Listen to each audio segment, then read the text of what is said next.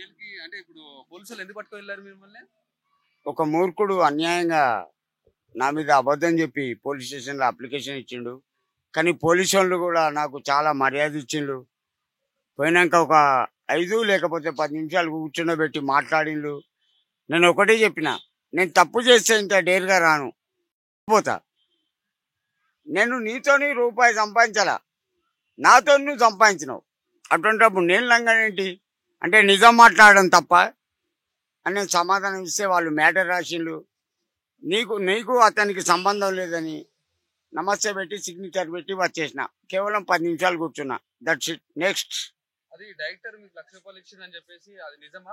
అబద్ధం అండి. తమన్ తమన్ గారు నాకు ఇచ్చింది దేవుని దేవల్ల 10,000. ₹1,00,000 అని చెప్తున్నారు కదా. నేను అంటేలేనా, నాకు ఒక మూర్ఖుడు 1,00,000 ఇచ్చిండని చెప్పమంటేనే మాట్లాడినా. ఎందుకంటే అతని పొగుడు అంటే నేనేదో నోరు జారినా. మరి అతను 1,00,000 ఇస్తే అతను తీసుకున్నాడో తీసుకోలేదో వానికి తెలుసు. వద్దండి అతని పేరు. బాయ్. నెక్స్ట్. ఇప్పుడు కేసీఆర్ ఫామ్ హౌస్ పోవాలి, రేవంత్ రెడ్డి గర్జన ఎక్కాలి అని అనుకున్నారు కదా, దాని మీద మీ అభిప్రాయం ఏంటి? ఒకటేనండి, నా కోరిక ఒకటే ఉండే. నేను 3 సంవత్సరాలు చాలా కష్టపడ్డా. ఎందుకంటే ఆ తాగుబోతు సీఎం కేసీఆర్ గారు మనకద్దని 3 సంవత్సరాలు బస్సులు, బస్టాండ్, రైల్వే స్టేషన్, రైళ్లు, సినిమా థియేటర్లు ఎన్ని సెంటర్ ఒకటే చెప్పేది, కారు కోటేయద్దు. నా పట్టుదలతోటి జనాలు కూడా నా మాట విన్నారు, కారు కోటేయలే. నేను డైరెక్ట్ రేవంత్ రెడ్డికే చెప్పిన, ముఖం పట్టుకొని మీరు సీఎం అవుతారు అయిండ్లు. ఇంకా నేను అతన్ని కలవాలా. Next.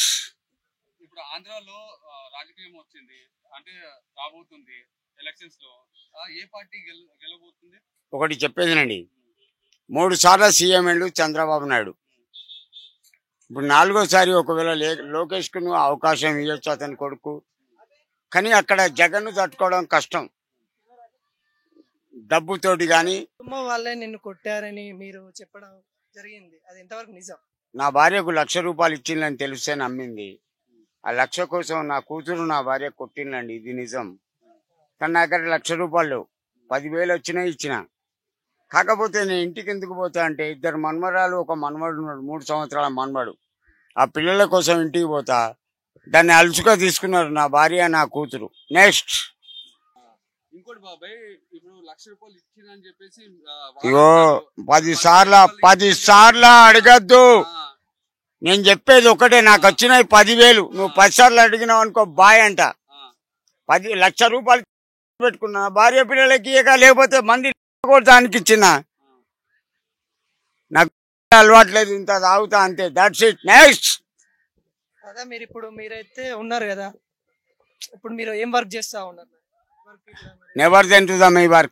Anytime in the, because the 5 or 6 years back, vegetable sale then to the Raitu Bazaar or Warangal market. 25-30 years me sell there to the vegetables. Next.